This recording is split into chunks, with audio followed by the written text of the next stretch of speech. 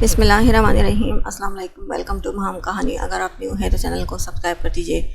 Novel اچھا لگے تو پلیز لائک ضرور کیا کیجیے اور کمنٹ باکس میں ضرور بتایا کیجیے آپ کو ناول کیسا لگا۔ ساڑی سب سے سوٹیبل ہے اس فنکشن کے لیے، اماں جان اور اسلحان کو بہت پسند ہے، اسی کی فرمائش پر تو باندھی ہے۔ آنیہ کاندھوں سے بال جھٹک کر سارا ملبہ اسلحان پر گرا کر اپنے موبائل میں بزی ہو گئی۔ اسلحان بس خاموش سا بغل میں بیٹھی اپنی بیوی کو دیکھ کر پھر سے روڈ کی طرف دیکھنے لگا، مگر اس ایک نگاہ میں جو ناگواری اتری تھی وہ ماں جی سے چھپی نہیں رہ سکی۔ ماں جی کا دل کہا کہہ دے ساڑی اسلحان کی پسند ہے یا نہیں، مگر ایسا بیہودہ بلاؤز پسند نہیں ہوگا جس کا گہرا گلا دیکھ کر انہیں غصہ آ رہا تھا۔ اسلحان بس ہونٹ بھینچے کار چلا رہا تھا۔ ماں جی کو ایک بار پھر پچھتاوے نے گھیرا۔ آنیہ ان کے بیٹے کے لیے کبھی مناسب نہیں تھی، رہ رہ کر انہیں اپنی غلطی کا احساس ہو جاتا تھا۔ ایک تو وہ پہلے بھی سنجیدہ تھا، اب تو اور بھی زیادہ ہو گیا تھا۔ 6 سال ہو گئے تھے شادی کو، مگر انہوں نے اسلحان کو کبھی کھل کر ہنستے نہیں دیکھا تھا۔ وہ لوگ شادی ہال میں پہنچے تو وہاں ان کو ہاتھوں ہاتھ لیا گیا۔ اسلحان ان لوگوں کو چھوڑ کر مرد حضرات کی طرف چلا آیا تھا۔ واؤ، اگر آج کچھ اور مانگتا تو وہ بھی مل جاتا۔ ابھی وہ اپنے ساتھ کچھ لوگوں کے ساتھ کھڑا میں گفتگو تھا کہ اپنے پیچھے حشم کی آواز سن کر اسلحان خوشگوار حیرت سے مڑا تھا۔ تم آج حشم سے گلے ملنے میں اس نے خود پہل کی تھی۔ حشم اور بھی جوش سے اس سے لپٹا تھا۔ یہاں کیسے تم اس سے الگ ہوتے ہو؟ اسلحان نے خوش دلی سے پوچھا۔ کیوں اسلحان بھائی، میں نہیں آ سکتا؟ شادیوں کا کھانا میرے لیے کیا شجر ممنوع ہے؟ جتنی سادگی سے اس نے پوچھا اتنی ہی شوخی سے حشم نے آنکھوں میں شرارت بھرے اسے دیکھا تھا۔ اف لڑکے، تم بولتے بہت ہو، سیدھی سی بات کو سیدھا سا جواب دیا کرو۔ اس کی شوخی پر اسلحان نے مصنوعی خفگی سے اسے گھورا تھا۔ اسلحان بھائی، آپ کب سے خود کو بزرگوں میں شامل کرنے لگے ہیں؟ حشم نے منہ بنا کر کہا۔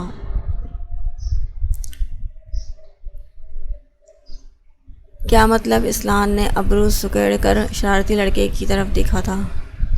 مطلب یہ کہ آپ خود جوان ہیں اور مجھے چھوٹے لڑکے کہہ کر شرمندہ کیا کرتے ہیں۔ اس کے اسی شوخ انداز پر اسلحان نے دل سے ہنس دیا تھا۔ حشم سے اس کی اب تک جتنی بھی ملاقاتیں ہوئی تھیں، ہر ملاقات میں اسلحان اس کی جولی طبیعت کی وجہ سے بلا وجہ ہنس پڑتا تھا۔ میرے لیے تم ہانی کی طرح ہو لڑکے۔ اسلحان نے بڑے پیار سے اس کے سلیقے سے بنائے گئے بال بھی بگاڑ دیے۔ ہانی کی طرح؟ اسلحان بھائی، میں ہانو اور آشو سے 3 سال بڑا ہوں، اب مجھے بچہ مت سمجھیے۔ ایک تو چھوٹا سمجھنا، اوپر سے بال بگڑنے پر وہ روٹھ کر اسے دیکھنے لگا۔ اچھا تو حشم بھائی صاحب بتائیے آپ یہاں کیسے؟ اس بار اسلحان نے شرارت سے اس کے آگے جھک کر کہا تھا۔ ڈیٹس گڈ، یہ بات ہوئی نا؟ وہ خوش ہو گیا تو اسلحان کو پھر سے ہنسی آئی تھی۔ میری موجودگی کی وجہ یہ ہے کہ میرے ماما کے سالے کی بیٹے کی بارات ہے۔ آشو کو ان کے بے حد اصرار پر آنا پڑا اور آپ؟ حشم نے تفصیل سے بتا کر اس سے بھی پوچھ لیا تھا۔ مجھے لڑکی والا سمجھ لو۔ وہ ہلکے سے مسکرایا تھا۔ کیسے؟ حشم کو اتنے سے کہاں تسلی ہونی تھی۔ میری اماں جان دادی کے بھائی کے پوتے کی شادی ہے تو اسی لیے۔ اسلحان نے بھی آنے کی وجہ بتائی۔ تو ہم رشتہ دار ہو گئے، ملائیں ہاتھ۔ اس بار اسلحان نے ہنستے ہوئے اس کا ہاتھ پر مکہ مارا تھا، اس کے ہاتھ پر ہاتھ مارا تھا۔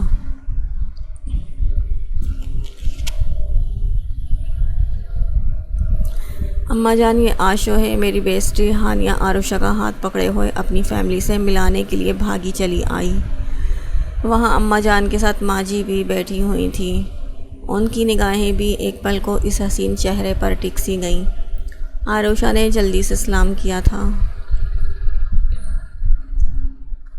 ماشاءاللہ، بہت حسین ہے، اللہ نظر بد سے بچائے۔ اماں جان نے سلام کا جواب دے کر تعریف بھی کر دی اور دعا بھی دے دی۔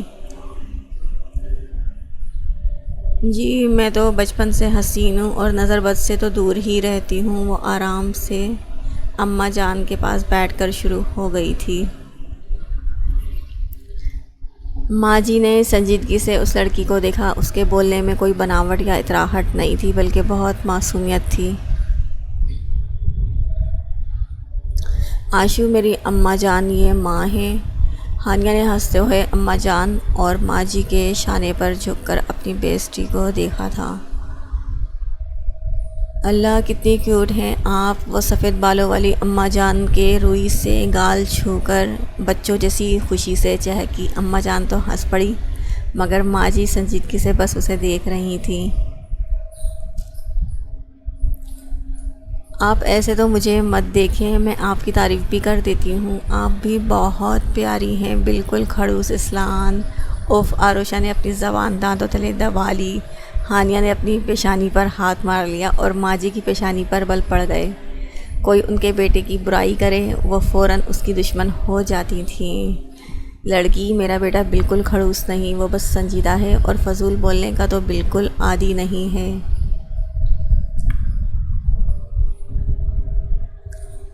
انہوں نے اپنے مخصوص لب و لہجے میں کہہ کر آروشہ کی طبیعت صاف کرنی چاہی۔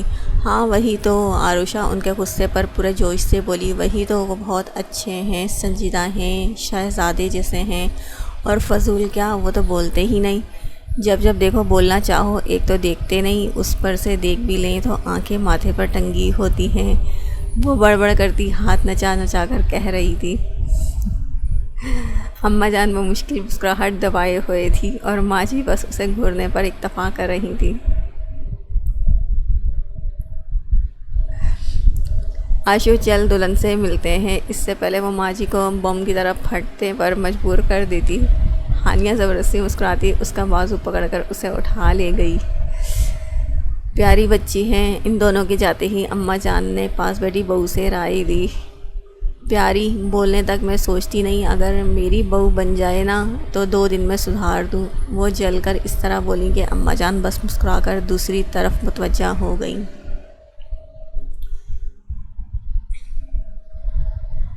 اسٹیج پر رسمیں شروع ہو چکی تھیں، کافی لوگ وہیں جمع ہو گئے تھے۔ آروشہ ایک طرف کھڑی انجوائے کرتی ہانیہ کا ہاتھ کھینچ کھانچ کر اسے وہاں سے ایک کونے میں لے کر آ گئی۔ کیا ہوا ہے، اتنی پیاری رسمیں ہو رہی تھیں۔ ہانیہ کو شادیوں میں ہونے والی رسمیں بہت پسند تھیں، وہ فل انجوائے کر رہی تھی۔ ایسے میں آروشہ کا زبردستی کھینچ لانا، وہ خفا ہوئی تھی۔ مجھے واش روم جانا ہے، چلنا ساتھ۔ آروشہ نے اس کے گلے میں باہیں ڈال کر ہانیہ کی خفگی دور کر دی۔ نئی جگہ پر آنے جانے سے آروشہ ذرا گھبراتی تھی۔ اچھا چلو، ہانیہ اس کا ہاتھ تھام کر ایک طرف کو چل دی۔ آروشہ معنی خیزی سے مسکراتی اس کے ساتھ ہو لی۔ وہ دونوں ایک طرف سے واش روم سے پہلے کوریڈور سے گزری تو آروشہ نے ایک دم سے ہانیہ کو پھر سے کھینچ کر ایک طرف بنے ڈور سے ہال کے پچھلی طرف لے آئی۔ ہانیہ بیچاری بس حیران۔ لو لے آئی تمہاری موٹی جان کو، اب میری جان مت کھانا۔ آروشہ نے سنسان سی جگہ دیتی۔ اف کدھر چلی آئی میں، ابھی تک ہانیہ کے ساتھ ہی گھوم پھر رہی تھی، راستے بھولنے میں وہ نمبر 1 تھی، اب بھی بھول گئی کدھر سے کدھر مڑنا تھا۔ اللہ کا نام لے کر وہ ایک طرف دکھتے دروازے کی طرف بڑھی تھی اور ابھی وہ مڑی ہی تھی کہ ایک دم سے سامنے آتے مضبوط توانا وجود سے بری طرح ٹکرا گئی۔ اسلان بھی موبائل کان سے لگائے اپنی دھن میں تھا، سامنے آتی آروشہ کو دیکھا ہی نہیں۔ کیا کرو، اسلان اس کی کمر سے اپنے ہاتھ ہٹا کر اسے سیدھا کر چکا تھا۔ کیا میں آنکھیں بند کر کے چلوں گی؟ آنکھیں پوری کھلی تھی، مگر پتہ نہیں کہاں سے آپ آ گئے۔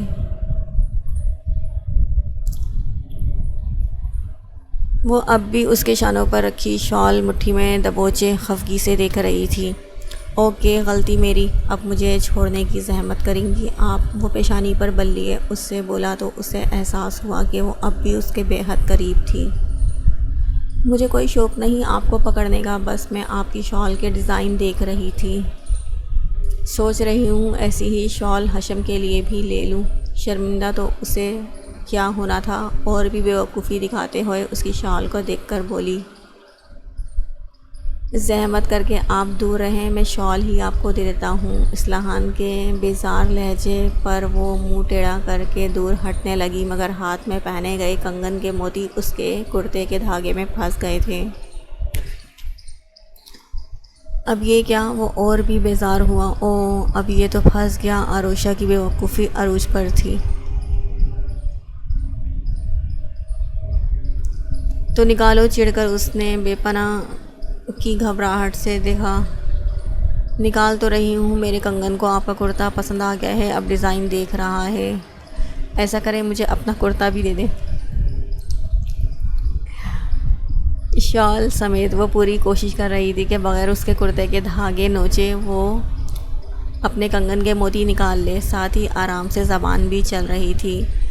تمہارا دماغ تو نہ بالکل خراب ہے۔ اس کی بات پر اصلاحان کا دماغ بھنا گیا۔ عروشہ کے وہی ہاتھ جس ہاتھ کے کنگن اس کے کرتے میں پھنسے تھے، جکڑ کر ایک ہی جھٹکے سے اپنے کرتے سے کھینچ لیا۔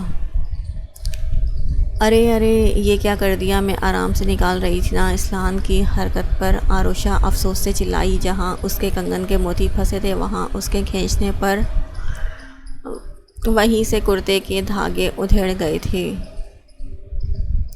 تمہارے آرام سے نکالنے کے چکر میں تمہاری چلتی زبان نہیں برداشت کر سکتا تھا۔ عروشہ کے ہاتھ اپنے ہاتھ سے جھٹک کر وہ اسے سنجیدگی سے دیکھتا طنزیہ بولا۔ عروشہ کو بہت برا لگا اس کے طنز، ہری آنکھیں فوراً نم ہو گئیں۔ وہ اس کے پیچھے دیوانی سی ہو رہی ہیں اور وہ آپ نہ پتھر ہیں، بالکل روبوٹ، کسی جذبات کی آپ کو کوئی پرواہ ہی نہیں۔ تیزی سے بھیگتی آنکھوں کے ساتھ شکوہ بھی ہونٹوں پر آ گیا، ساتھ ہی مڑ کر جانا چاہا کہ اصلاحان نے اس کا بازو اپنے ہاتھ میں دبوچ لیا۔ وہ حیرت سے اصلاحان میر کے جارحانہ انداز دیکھنے لگی تھی۔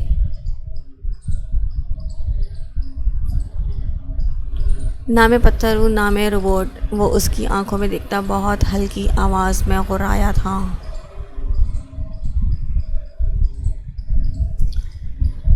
جو تم سوچ رہی ہو اور جو تم کر رہی ہو وہ غلط ہے۔ اپنے جذبات اور اپنے دل پر قابو رکھو، اس کے پیچھے مت بھاگو جو تمہارا ہو ہی نہیں سکتا۔ اصلاحان میر بس اپنی فیملی اور اپنی بیوی کے ہی جذبات کی پرواہ کرتا ہے، کسی غیر لڑکی کی نہیں۔ تم صرف میری بہن کی دوست ہو اور کچھ نہیں۔ اب اگر کہیں میری تم سے ملاقات ہوئی تو یہ یاد رکھ کر مجھ سے ملنا۔ وہ دھیمے دھیمے سنجیدگی سے اسے دیکھتا اور سختی سے بولتا۔ عروشہ کو بہت کچھ سمجھا گیا تھا۔ وہ بس ساکت سی اسے دیکھتی ایک دم خاموش تھی، بس آنکھوں میں درد ابھر کر آنسو کی صورت میں بہا تھا۔ اس سے پہلے وہ ان آنکھوں کے چھلکتے درد سے پگھل جاتا، تیزی سے اس کا بازو اپنے ہاتھ سے آزاد کرتے ہوئے وہ لمبے لمبے ڈھک بھرتا، ان درد بہاتی آنکھوں سے دور ہو گیا۔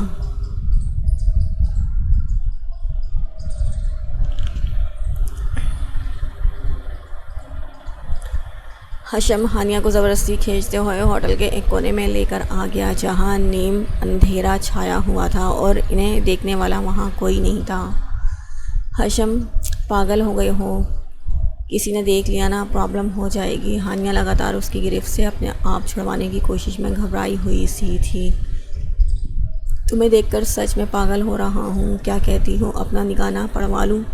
وہ ایک طرف اسے لینی مسکراہٹ تھی۔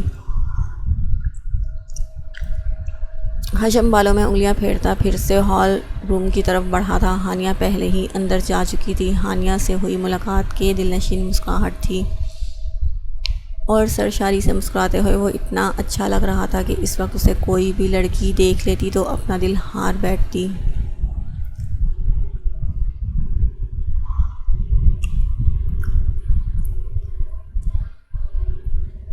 وہ تھا ہی اتنا خوبصورت، ڈارک چاکلیٹی براؤن بال، سرخ اور سفید گلابی چھلکاتی رنگت، گرے چمکتی آنکھیں، کھڑی ناک اور گلابی ہونٹ، لمبی ہائٹ اور اچھی جسامت۔ اس وقت وہ بلیک کوٹ میں لڑکیوں کا دل دھڑکا رہا تھا۔ اپنی دھن میں کھویا ہوا وہ آگے بڑھ ہی رہا تھا کہ اپنے سامنے آ کھڑی ہوئی ہستی کو دیکھ کر اس کی پیشانی پر بل پڑ گئے تھے۔ مسکراہٹ ہونٹوں سے غائب ہو گئی اور اس کی جگہ سختی نے لے لی۔ سرخ ساڑی میں وہ بے شک شعلہ جوالا بنی ہوئی تھی، مگر وہ حشم شاہ نواز خان جو ہر عورت پر دل لٹائے کیسے ہو، مگر وہ حشم شاہ نواز خان تھا، شاہ نواز خان نہیں جو ہر عورت پر دل اٹھائے کیسے ہو۔ حشم ریکال اور میسیج کا جواب ہی نہیں دیا۔ تم نے اپنی گندی نگاہوں سے اسے دیکھتی آنیہ دنیا کی بدترین عورت لگی۔ ساتھ ہی اصلاحان میر جیسے بندے کی قسمت پر افسوس بھی ہوا۔ اللہ نے جس نیک بندے کے ساتھ نیک بیوی لکھا ہے تو یہ بری عورت کیسے؟ وہ سوچ کر ہی اصلاحان کے لیے تکلیف سی محسوس کرنے لگا۔ تم نے جواب نہیں دیا۔ اپنے بالوں کو ایک ادا سے جھٹک کر اس نے اپنی حسن کی نمائش کی۔ میں آپ کو جواب دینے کا پابند نہیں ہوں، وہ ہونٹ بیچ کر کہتا جانے لگا۔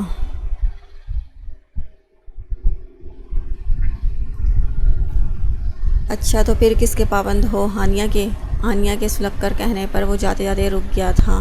کیا مطلب ہے آپ کا؟ چہرے کی سنجیدگی اور بڑھ گئی تھی۔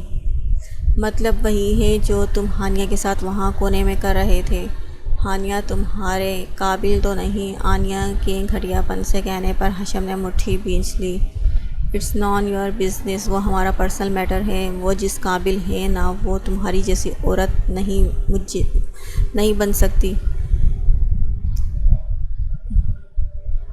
تم تو اس قابل بھی نہیں کہ کوئی شریف انسان تمہاری پرچھائی بھی برداشت کرے۔ مجھے تو بس اصلاحان بھائی کی قسمت پر افسوس ہوتا ہے، حشم نے آنیہ کی طرف حقارت بھری نظروں سے دیکھتے ہوئے غصے سے کہا تھا۔ بیچارے اصلاحان بھائی، مگر سوچو یہ ویڈیو اگر میں سوشل میڈیا پر ڈال دوں یا صرف اصلاحان کو دکھا دوں تو ہانیہ کی کیا عزت اترے گی تمہارے اصلاحان بھائی کے ساتھ؟ آنیہ نے اس کی بات کا برا مانے بغیر بڑی مکاری سے آنکھیں نچائیں۔ کیا چاہتی ہو تم؟ وہ سمجھ گیا وہ اس سے اپنا کوئی مطالبہ کی چمک تھی۔ وہ اسے بری سمجھتا تھا مگر وہ اتنی گری ہوئی ہوگی اس کا یقین نہیں تھا۔ حشم کو اپنے بازو جھڑک کر وہ اس سے دور ہوا جیسے ڈنک لگا ہو۔ مجھے خوبصورت مرد بہت پسند ہے حشم، اور تم میں تو کچھ الگ ہی بات ہے۔ تمہیں حاصل کرنے کا مجھے جنون سا ہے۔ وہ اسی چمک کے ساتھ اسے نظروں میں شکار کرنا چاہتی تھی۔ مجھے یقین نہیں ہو رہا کوئی عورت اتنے کیسے گر سکتی ہے۔ تم شادی شدہ ہو، کسی عزت ہو، ایک شریف خاندان کا خون ہو تم۔ وہ سچ مچ کا شوق تھا ایسی عورت سے پہلی بار حقیقت میں جو سامنا ہوا تھا۔ کیوں؟ کیا تم مردوں کے پاس سرٹیفکیٹ ہے؟ ہر عورت سے افیئر چلاؤ، ان سے رشتے رکھو، عورت کو ایسی آزادی کیوں نہیں؟ وہ بھی جب چاہے کسی کے ساتھ اپنے رشتے رکھ سکتی ہے۔ آنیہ گردن اکڑا کر اسی کی باتوں کو دہرا رہی تھی، جن باتوں کو آزادی کا نام دے کر شیطان کامیابی سے فساد پھیلا کر جہنم کی آگ میں اس آزادی کی پیروی کرنے والوں کو دھکیل رہا تھا۔ شرم نہیں آتی؟ تم ایک مسلمان عورت ہو اور ایک شریف انسان کی بیوی ہو۔ ہمارا مذہب نہ مردوں کو ایسی بے شرمی کی اجازت دیتا ہے نہ عورتوں کو۔ حشم کی آنکھوں میں خون سا اترنے لگا۔ دل کہہ رہا تھا سامنے موجود عورت کو گولی مار دے۔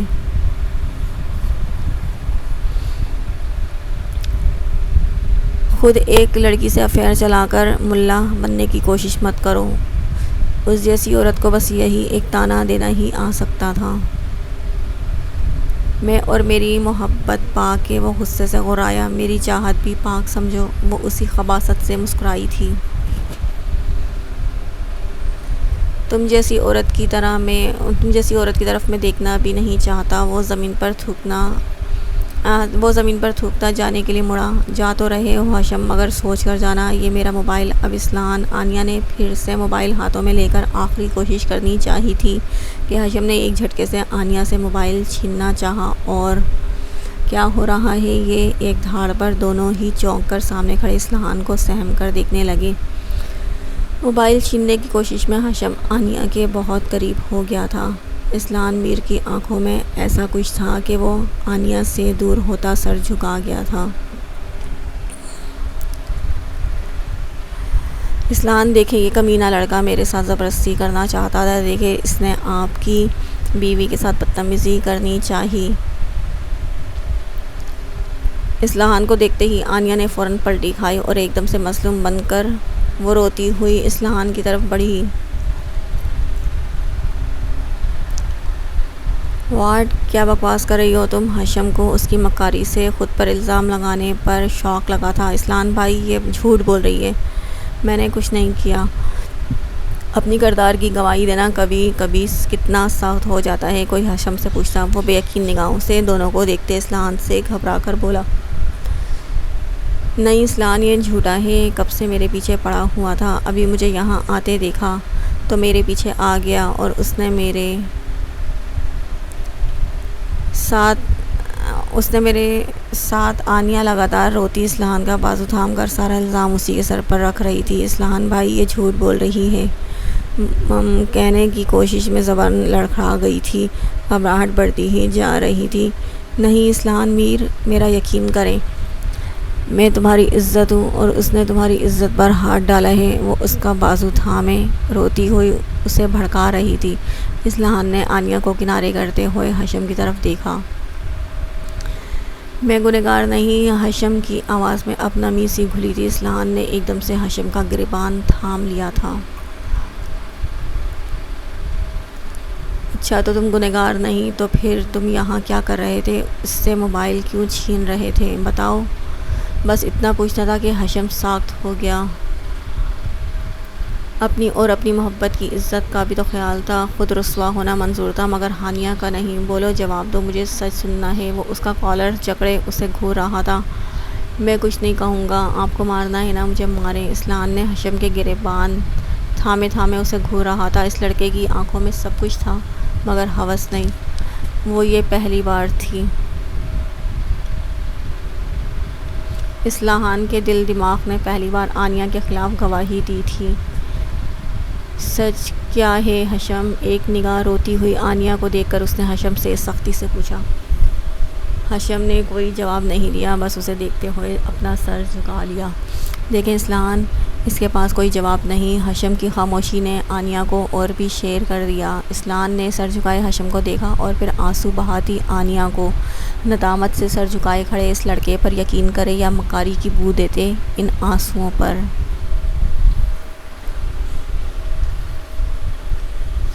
حشم کو اس نے آنیا سے صرف موبائل چھینتے دیکھا تھا، وہ کیوں اس کا موبائل چھین رہا تھا؟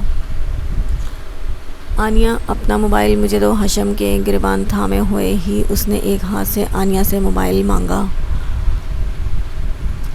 گھبرانے کی باری اب آنیا کی تھی، وہ آرام سے موبائل دے دیتی اگر پاک دامن ہوتی۔ موبائل میں اس کے بھی راز تھے۔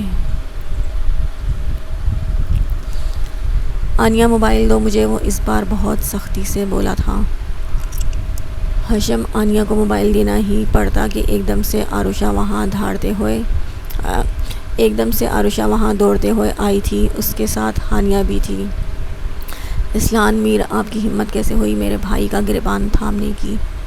وہ تیر کی طرح سے ان دونوں کے پاس پہنچی تھی اور دوسرے ہی پل اس نے پوری جارحیت سے اسلان کے سینے پر ہاتھ رکھ کر اسے دھکا دیا تھا۔ دھکا اتنا زبردست تھا کہ اسلان ذرا سا پیچھے کی طرف ہل گیا تھا۔ ہاتھ توڑ دوں گی آپ کے اگر آپ نے پھر کبھی میرے بھائی کو ہاتھ لگایا۔ وہ شیرنی کی طرح حشم کے آگے کھڑی اسے دیکھتے ہوئے غرائی تھی۔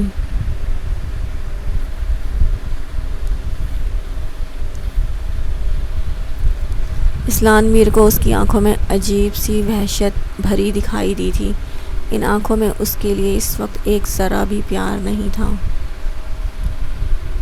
تم کون ہوتی ہو اسلان کے ہاتھ کاٹنے والی؟ اپنے بھائی کے کرتوت تو دیکھو، میرے ساتھ بدکاری کرنے کی کوشش کر رہا تھا۔ آنیا اپنے موبائل بج جانے پر پرسکون ہو چکی تھی۔ اس نے بڑے زہریلے انداز میں دونوں بھائی بہن کو دیکھا تھا۔ ہانیہ نے اپنی منہ پر ہتھیلی رکھ لی۔ حشم وہیں فرش پر بے بسی سے بیٹھ گیا۔ اسلان بس آروشا کے چہرے پر چھائی نفرت کے احساس کو دیکھے جا رہا تھا۔ کچھ نہیں کر رہا تھا وہ، سمجھی تم میرا بھائی نہیں، تم جھوٹی ہو، مکار ہو، گندی عورت ہو اور اپنے شوہر کو اس مکاری بھرے آنسوؤں سے تم دھوکہ دے سکتی ہو، مجھے نہیں۔ وہ چلاتے ہوئے جیسے اپنے حواس میں نہیں تھی۔ یہ لڑکی، لگام دو اپنی زبان کو، میری بیٹی پر غلط الزام لگا رہی ہو، جانے کیسے چچی اور ماں جی کو بھی خبر ہو گئی تھی۔ عروشہ کے جملوں پر چاچی قریب آتی بھڑک کر بولی تھی۔ ماں جی کو سمجھ ہی نہیں آ رہا تھا آخر معاملہ کیا ہے۔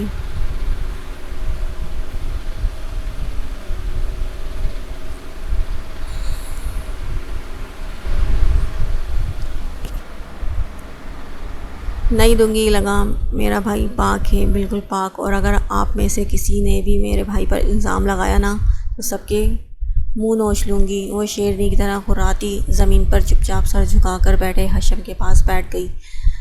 ہاشو میں آ گئی ہوں نا، میں بچاؤں گی تمہیں، میرے ہوتے ہوئے میرے بھائی کا کوئی کچھ نہیں بگاڑ سکتا۔ وہ اس کا سر تھام کر اونچا کرتی دیوانی سی لگی تھی اسلحان میر کو۔ ہاشو وہ اس کے ہاتھوں کو تھام کر ایک دم سے رویا تھا۔ میں نے کچھ نہیں کیا ہاشو، کچھ نہیں۔ چپ، ایک دم چپ، مجھے میرے بھائی پر یقین ہے، میرا بھائی بہت معصوم ہے اور یہ دنیا ایک بھیڑیا۔ میں ہوں نا، میں بچاؤں گی تمہیں ان بھیڑیوں سے۔ ساری دنیا بھی تمہیں غلط ٹھہرا دے، میں اپنے بھائی کو کبھی غلط نہیں سمجھ سکتی۔ میں جانتی ہوں وہ عورت کیسی ہے، اس نے سب کو دھوکہ دیا ہوا ہے۔ اس کے شوہر کی آنکھوں پر پٹی بندھی ہے، وہ اپنے شوہر کو بہکا سکتی ہے مگر ہمیں نہیں۔ وہ روتی جا رہی تھی اور کہتے ہوئے ہاشم کے بہتے آنسوؤں کو صاف کرتی جا رہی تھی۔ اسلحان کو جیسے شرمندگی کے احساس نے گھیر لیا۔ سامنے بیٹھے وہ بھائی بہن کہاں سے گنہگار لگ رہے تھے۔ اس نے ایک دم سے چاچی کے ساتھ لگی روتی ہوئی آنیہ کو دیکھا۔ ڈرامے کر رہے ہیں دونوں بھائی بہن، آخرکار شاہ نواز خان کی اولاد ہے، رنگ تو دکھائے گا ہی خون۔ چاچی نے زہر خند انداز میں دونوں بھائی بہن کو دیکھا۔ بھائی ہاشم بے گناہ ہے، بالکل پاک، وہ ایسا نہیں ہے بھائی، وہ ایسا نہیں ہے۔ سب کچھ سنتی ہانیہ آخر کب تک محبوب کی رسوائی برداشت کرتی۔ وہ روتی ہوئی اسلحان کا بازو تھام گئی تھی۔ اسلحان آپ کی بہن جھوٹی ہے، رنگے ہاتھوں پکڑا تھا نا میں نے ان دونوں کو، تو اس نے پلان بنایا تھا میرا منہ بند کروانے کا۔ آپ جاننا چاہتے تھے نا موبائل کیوں چھین رہا تھا۔ یہ دیکھیں، آنیہ ایک دم سے چلاتی اپنے موبائل لیے ہوئے تیزی سے گیلری سے ویڈیو نکال کر موبائل اسکرین اسلحان کے سامنے کر چکی تھی۔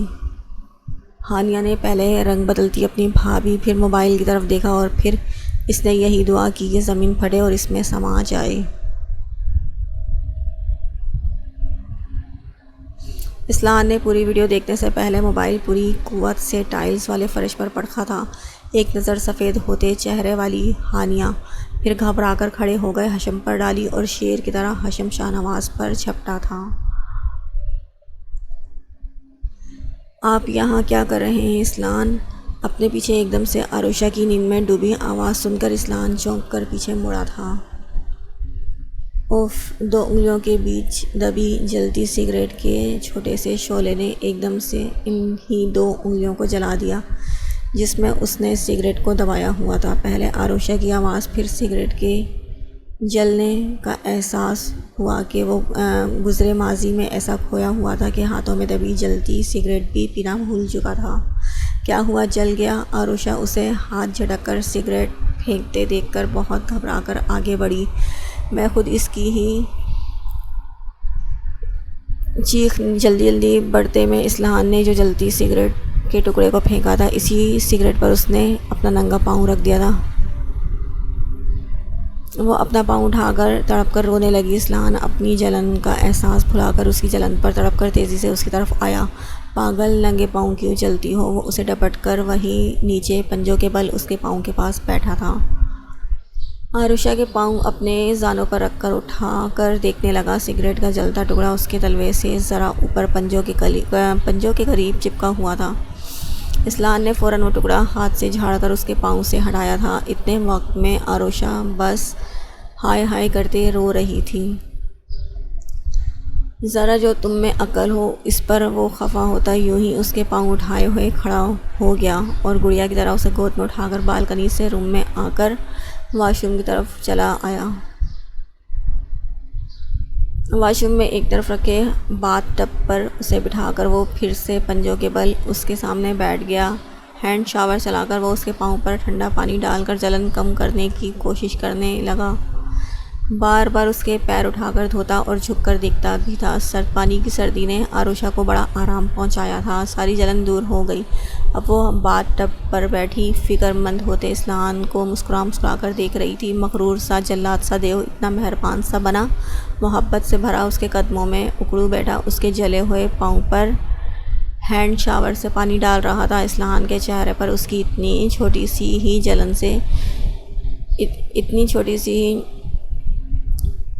جلن سے اتنی فکر آ گئی تھی، کیا ضرورت تھی وہاں آنے کی؟ ایسے تو کبھی تمہاری نیند نہیں ٹوٹتی، آج اسپیشل کیا ہو گیا تھا؟ پاؤں جلا ڈالا؟ پانی ڈالتا، خفگی سے پاؤں دیکھتا، اسے پیار بھری ڈانٹتا آروشہ کو بے انتہا پیارا لگا۔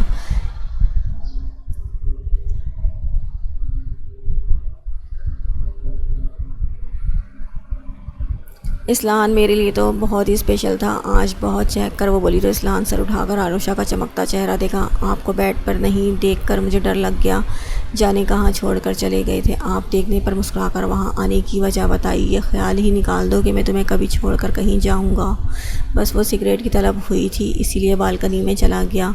بیڈ روم میں رہتا تو تمہیں ہی میرا سگریٹ پینا اچھا نہیں لگتا۔ اپنی بات کہہ کر اس نے پھر سے اس کا پاؤں اٹھا کر دیکھا۔ اتنی سگریٹ مت پیا کریں اسلان، نقصان دہ ہوتی ہے۔ وہ جانتی تھی اسے روک ٹوک نہیں پسند، مگر پھر بھی کہہ دیا۔ اوکے، کوشش کروں گا کم کرنے کی۔ اسلان میر کے برا مانے بغیر کہنے پر آروشہ کو خوشگوار حیرت ہوئی، جلن کم ہوئی۔ اب اسلان نے بہت پیار سے اس کے پاؤں کو تھامے ہوئے پوچھا۔ اب بالکل نہیں ہے، اسلان نے شرارت سے ذرا جھک کر ہینڈ شاور سے بہتے پانی کے چنے انگلی چلاتے ہوئے اسلان کی آواز میں اب ندامت بھی گھلی تھی۔ آروشہ اس کے سینے سے سر اٹھا کر مسکرائی تو اسلان نے جھک کر اس کی پیشانی کو فرط محبت سے چوم لیا۔ آپ کو معافی مانگنے کی ضرورت ہی نہیں، میں نے کبھی آپ کو غلط سمجھا ہی نہیں، وہ ناز سے اس کے سینے پر سرک کر بولی تو اسلان کے ہونٹوں پر آسودگی بھری مسکراہٹ نے گھیراؤ کیا۔ تمہارا بہت بہت شکریہ میری جان، میری زندگی میں آنے کا، میری ساری سرد مہری اور ظلم کے باوجود بھی مجھ سے محبت کرنے کا۔ اپنے سینے پر سر رکھے آروشہ کے مرمری ہاتھوں کو اس نے کئی بار اپنے لبوں سے لگایا تھا۔ آپ سے کس نے کہا کہ میں آپ سے محبت کرتی ہوں؟ وہ شرارت سے اس سے الگ ہوتی آنکھیں نچا کر بولی۔ تمہاری آنکھوں نے چپکے سے مجھے اسی دن کہہ دیا تھا جب تم نے مجھے پہلی بار دیکھا تھا۔ اس کے نازک سی ناک کو چٹکی میں دبا کر اس نے زور سے ہلا دی۔ ایسے ہی میرا دماغ خراب تھا کیا جو ایک شادی شدہ سے محبت کرتی؟ وہ بس مجھے آپ پسند تھے اور کچھ نہیں۔ اسلان کے ہاتھ پر ہاتھ مار کر وہ اپنی نگاہیں چرا کر فوراً انکار کر گئی۔ مائی کیوٹ سی بیبی ڈول، آپ کی نظروں میں چھپے مفہوم کو میں اچھے سے سر پر چت سا لیٹ گیا۔ اسلان میں آپ کی پہلی نگاہ کے سحر میں ایسے گرفتار ہوئی تھی کہ چاہ کر بھی اپنا دل آپ کی ہونے سے روک نہیں پائی۔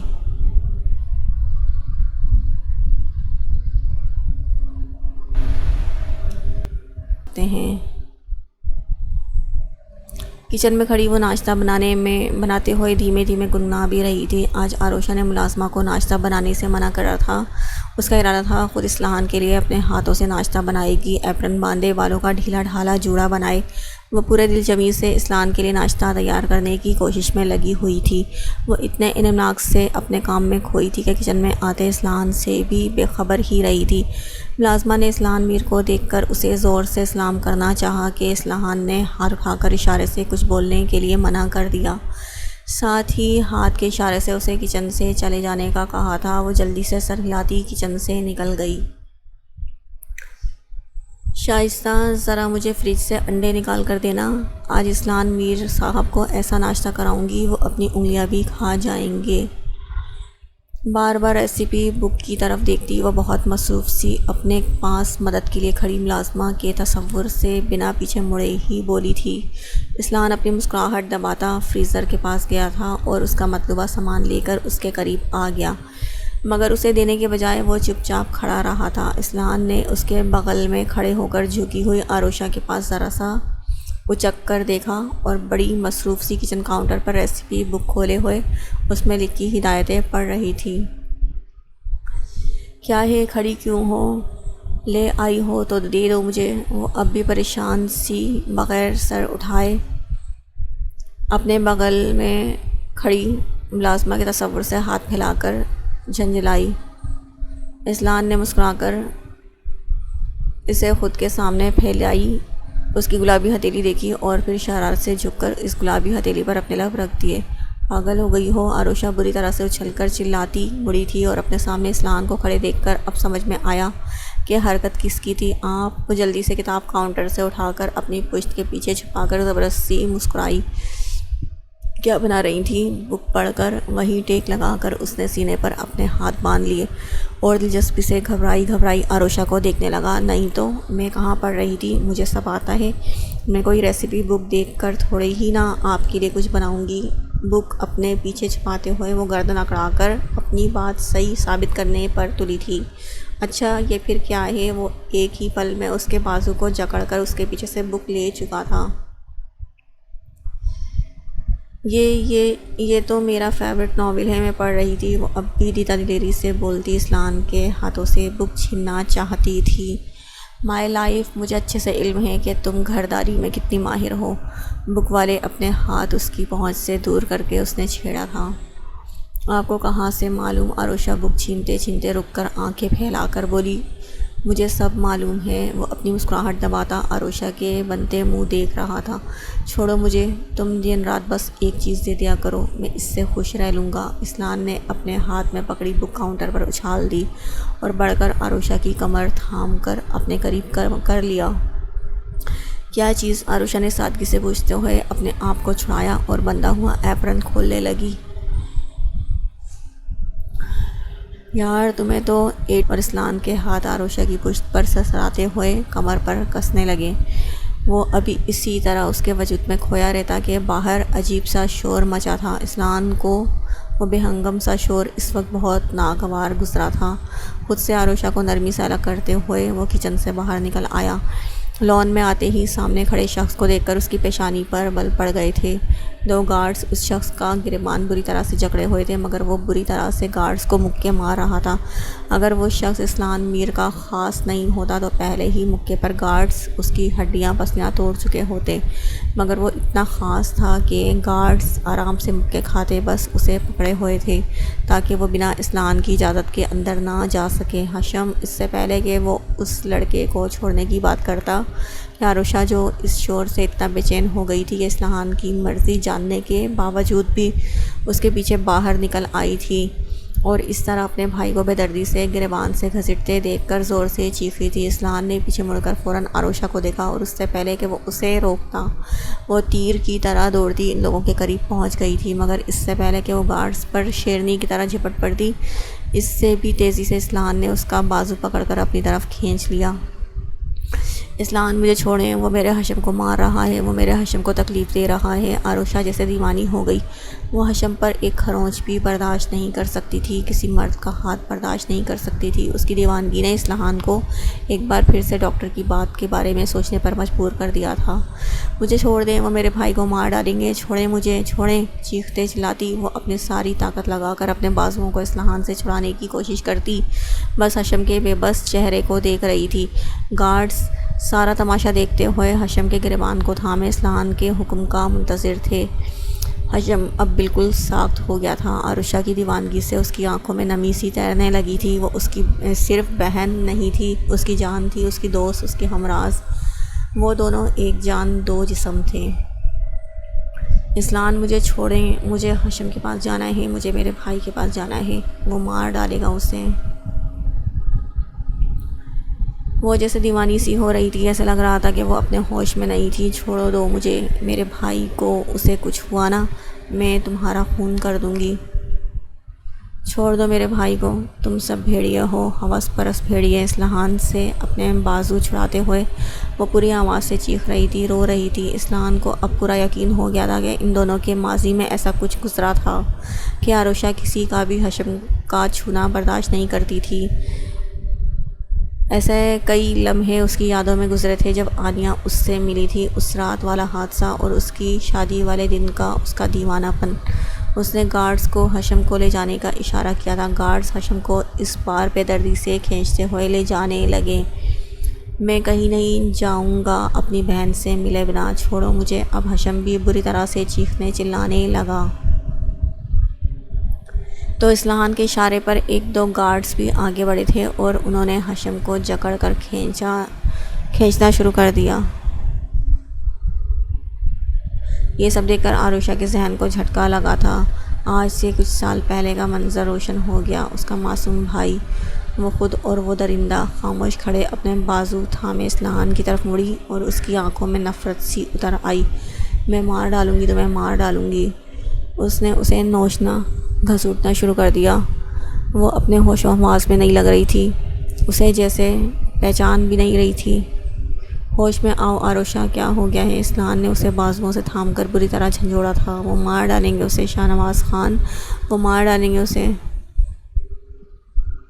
ایک دم سے اس کے ہونٹوں سے نکلا تھا اور وہ اپنے ہوش کھوتی وہیں اس کے بازوؤں میں جھول گئی۔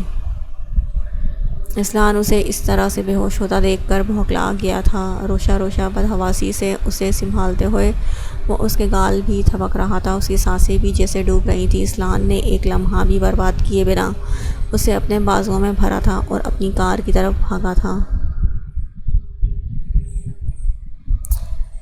کوئی ڈور کھول کر اندر آیا تھا مگر حشم نے سر اٹھا کر آنے والے کو دیکھنے کی کوشش بھی نہیں کی، بس وہ ایک طرف فرش پر بیٹھا ہوا گھٹنوں میں سر چھپائے ہوئے تھا۔ اصلاحان دھیرے دھیرے چلتا فرش پر بیٹھے حشم کے قریب آ گیا۔ حشم نے اس بار اپنا سر گھٹنوں سے اٹھایا تھا۔ سامنے کھڑے اصلاحان کو دیکھ کر حشم کے ہونٹوں پر سحرخند مسکراہٹ آ گئی۔ آپ نے یہ سب کر کے آج پھر سے ثابت کر دیا کہ آپ ایک بے رحم انسان ہیں۔ وہ فرش پر گھٹنے موڑے بیٹھا نفرت سے سر اٹھا کر اس انسان کو دیکھ رہا تھا جو کبھی اس کا آئیڈیل ہوا کرتا تھا، جیسا بننا اس کا اولین خواب تھا۔ مجھے تم پر کچھ ثابت نہیں کرنا حشم، بس میں چاہتا تھا تم عروشہ سے فی الحال مت ملو۔ اصلاحان نے جھک کر حشم کا بازو تھام کر اسے اٹھانا چاہا مگر وہ نفرت سے اس کا ہاتھ جھٹک کر چیخا۔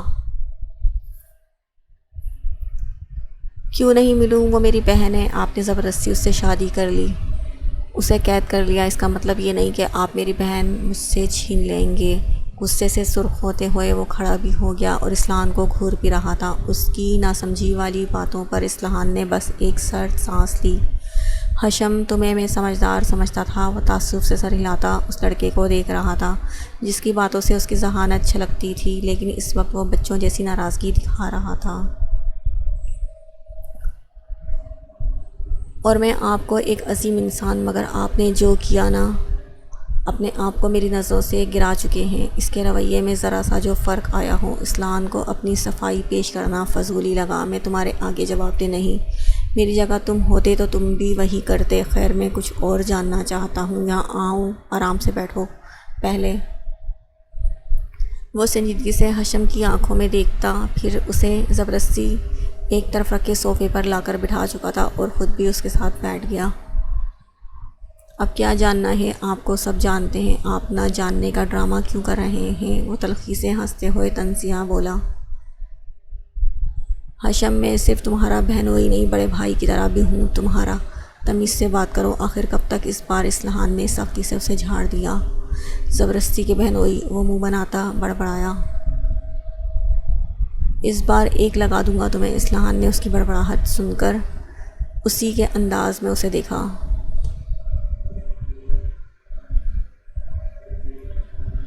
لگا دے سو لگا دے، مگر مجھے عاشق کے پاس جانے دے، مجھے اس سے ملنا ہے۔ اس بار نم ہوتی آنکھوں سے اصلاحان سے جیسے منت کی۔ مجھے تمہارے عروشہ سے ملنے پر کوئی اعتراض نہیں حشم، بس کچھ مصلحت تھی اس لیے تمہیں دور رکھا۔ تم اس سے مل سکتے ہو جب تمہارا دل کہے۔ اصلاحان نے پیار سے اس کے شانے کو سہلاتے ہوئے حشم کی ناراضگی کو ختم کرنے کی کوشش کی۔ مجھے آپ پر یقین نہیں۔ وہ اب بھی بدگمان تھا۔ تو مت کرو، تم میری بیوی نہیں جس کو یقین دلانے کے لیے میں کوشش کروں۔ اتنی دیر سے نرمی سے سمجھا رہا ہوں، عقل میں بات نہیں آ رہی۔ اصلاحان کو بھی غصہ آ گیا۔ حشم نے ناک پھلاتے ہوئے ہی بہنوئی جلاد بہنوئی کو دیکھا۔ سیدھے طریقے سے جو پوچھوں گا اس کا جواب دینا، ورنہ زبان سے سب اگلوانا مجھے اچھے سے آتا ہے۔ ساری نرمی پرے رکھ کر وہ اپنے پورے جاہ و جلال کے ساتھ اسے بری طرح سے گھور رہا تھا۔ کیا جاننا ہے آپ کو، اصلاحان کے جلال میں آتے ہی حشم دھیما پڑ گیا تھا۔